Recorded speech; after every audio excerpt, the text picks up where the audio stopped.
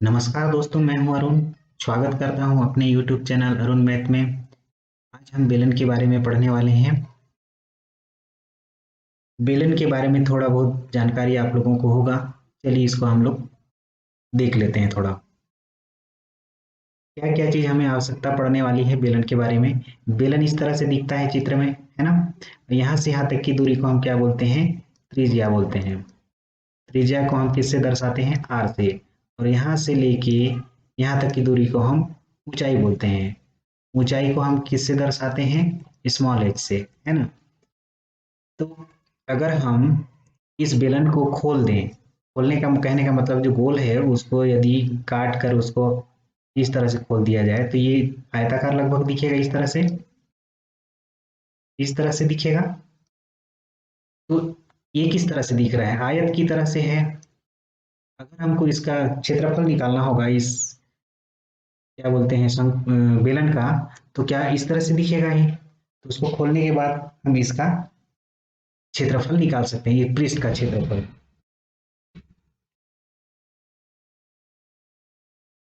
खोलने के बाद ये ऊपर में इस तरह से दिखेगा, नीचे भी एक इस तरह से दिखेगा, है ना। लंबरी पहला हम देखते हैं। लंबवृत्तीय बेलन का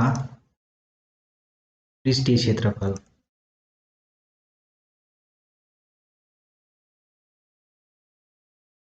कैसे निकालते हैं?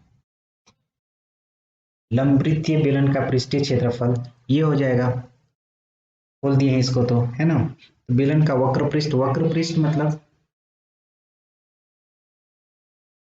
वक्र पृष्ठ, ये जो खुला हुआ भाग यहाँ से आयत वाला, है ना, इसका भाग कितना हो जाएगा? आयत का क्षेत्रफल। आयत का क्षेत्रफल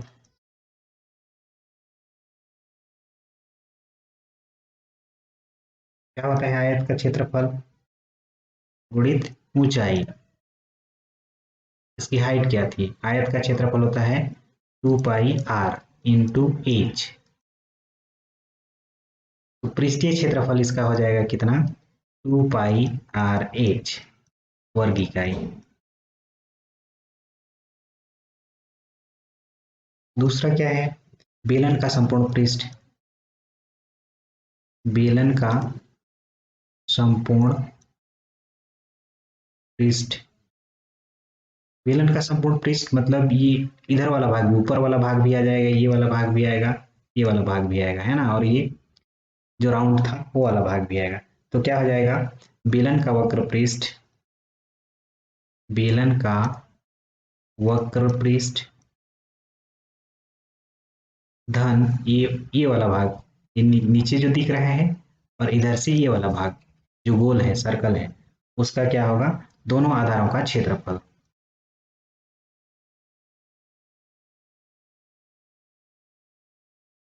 आधारों का क्षेत्रफल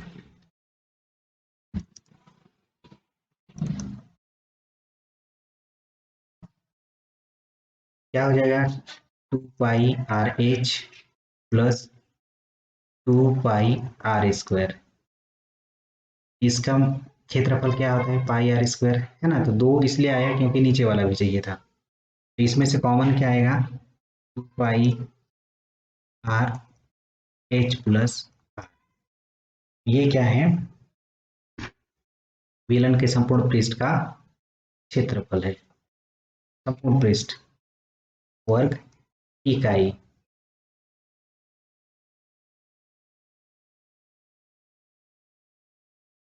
अब देखिए तीसरा, बेलन का आयतन। बेलन का आयतन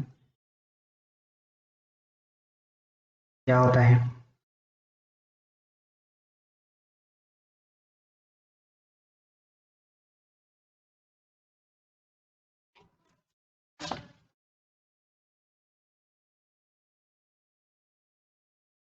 बेलन का आयतन में क्या आता है? ये आधार का एक है ना, एक ही होगा। आधार का क्षेत्रफल, आधार का क्षेत्रफल गुणित ऊंचाई। चाहे इधर का चाहे उधर का, है ना, दोनों में से किसी एक का होगा। आधार का क्षेत्रफल क्या होता है, पाई आर स्क्वायर। ऊंचाई कितना होता है, एच। ये हो गया कितना, पाई आर स्क्वायर एच वर्ग घन इकाई। बेलन का आयतन का फॉर्मूला हो गया। ठीक है, चलिए हम देखते हैं प्रश्नावली को। देखिए पहला प्रश्न है, एक बेलन के आधार की त्रिज्या 14 सेंटीमीटर, ऊंचाई 10 सेंटीमीटर, तो बेलन का वक्र पृष्ठ तथा संपूर्ण पृष्ठ का क्षेत्रफल ज्ञात कीजिए। हल करते हैं इसको। बेलन कैसे दिखता है, आपको पता ही है। बेलन लगभग इस तरह से दिखता है।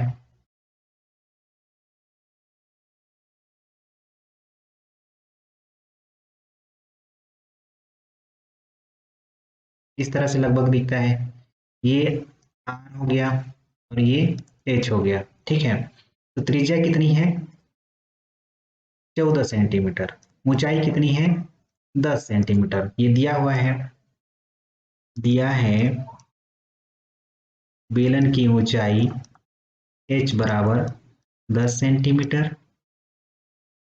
त्रिज्या r बराबर 14 सेंटीमीटर। हमको ज्ञात क्या क्या करना है, बेलन का वक्र पृष्ठ और संपूर्ण पृष्ठ। तो बेलन का वक्र पृष्ठ फॉर्मूला क्या होता है, 2 पाई आर एच। इसमें आर का मान रख देते हैं और 2 गुणित 22/7 गुणित आर का मान कितना है 14, एच का मान कितना है 10। कितना हो गया,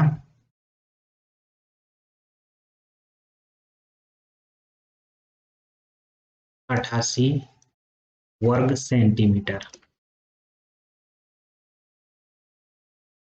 किसका निकल गया, वक्र पृष्ठ। अब देखिए संपूर्ण पृष्ठ, बेलन का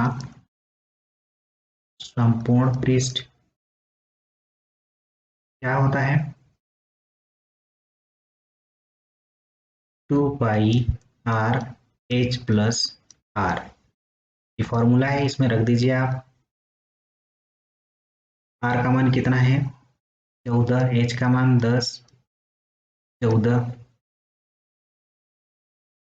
ये कट गया। ये हो गया कितना, 22 दूनी 44, 44 दूनी 88 इंटू ये हो जाएगा कितना 24। ये हो गया कितना 121 अर्थात 2112 वर्ग सेंटीमीटर। ये हमारा आंसर हो गया। क्या, बेलन का वक्र पृष्ठ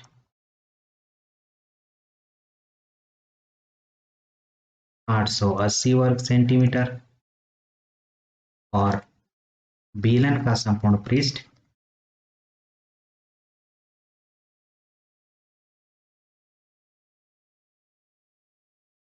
वर्ग सेंटीमीटर। आंसर। ठीक है, अगला प्रश्न देखते हैं। ये दूसरा प्रश्न है, बेलन का वक्र पृष्ठ का क्षेत्रफल 3696 वर्ग सेंटीमीटर है। यदि बेलन के आधार की त्रिज्या 14 सेंटीमीटर हो तो बेलन की ऊंचाई ज्ञात करिए। देखिए यहाँ पर एच को हमको ज्ञात करना है, इसका मान कितना है 14 सेंटीमीटर। ठीक है,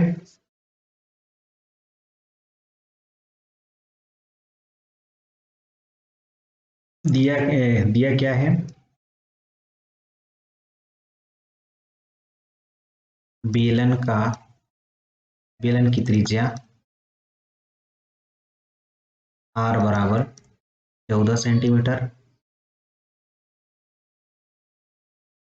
बेलन के वक्र पृष्ठ का क्षेत्रफल बराबर है 3696। वक्र पृष्ठ का फॉर्मूला क्या होता है, वक्र पृष्ठ 2 पाई आर एच 3696 है। इसका मान रख दीजिए 2 गुणित 22/7 गुणित आर का मान 14, एच का मान ज्ञात करना है 3696। ठीक है, अब इसमें देखिए कट रहा है, उसको काट देते हैं। कितना हो गया ये, 22 दूनी 44 दूनी 88 गुणित एच 3696। अब 88 को हम पक्षांतर कर देते हैं तो एच बराबर हो जाता है कितना, बटे 88। अब 88 से इसको भाग कर देते हैं तो कितना हो जाता है, एच का मान 42 आ जाता है। 42 क्या दिया है इसमें, सेंटीमीटर, सेंटीमीटर हो गया 42 सेंटीमीटर। तो ऊंचाई कितना हो गया, 42 सेंटीमीटर, ये हमारा आंसर हो गया। ठीक है, तीसरा प्रश्न देखिए, 14 सेंटीमीटर ऊंचाई वाले बेलन के वक्र पृष्ठ का क्षेत्रफल 88 वर्ग सेंटीमीटर है। बेलन के आधार का व्यास ज्ञात कीजिए। बेलन का व्यास ज्ञात करना, व्यास क्या होता है, त्रिज्या का दुगुना होता है।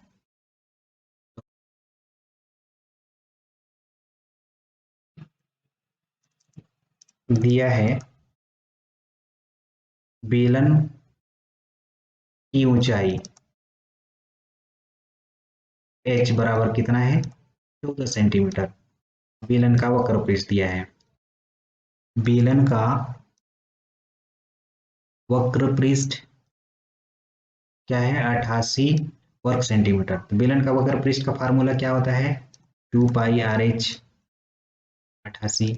ठीक, अब इसमें इसका मान रख दीजिए, 2 गुणित 22/7 गुणित आर का मान याद करना है अपन को, एच का मान दिया है 14 बराबर 88।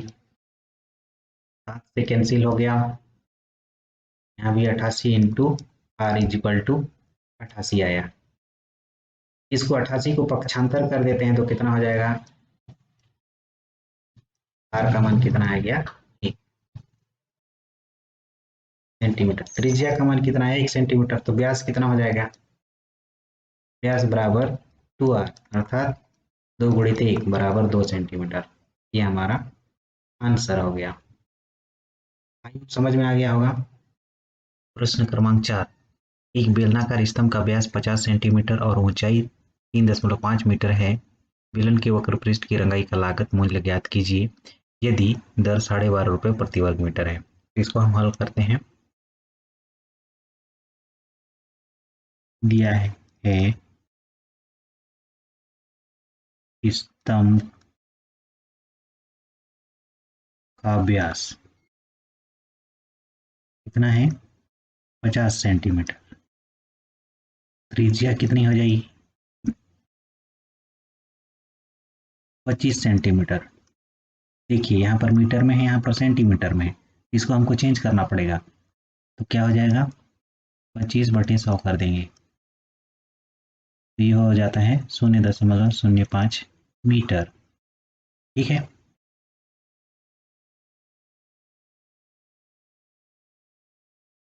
ऊंचाई कितनी दी है,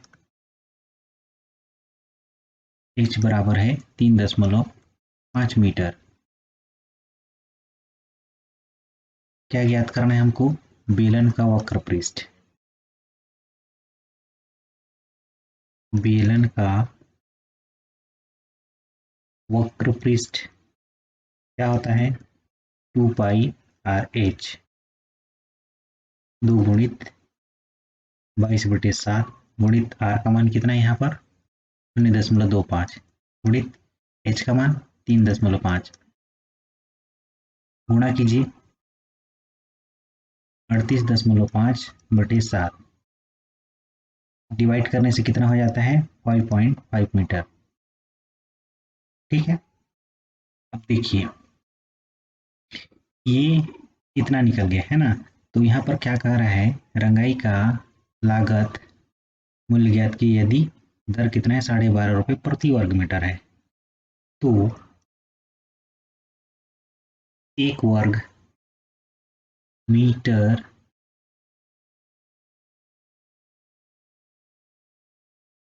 स्तंभ की रंगाई की लागत कितना है 12 रुपये 50 पैसे। तब 5.5 मीटर स्तंभ की रंगाई की लागत क्या होगी? तो ये हम लोग 12.5 से गुणा कर देते हैं तो कितना हो जाता है ये 68 रुपये 75 पैसे। अतः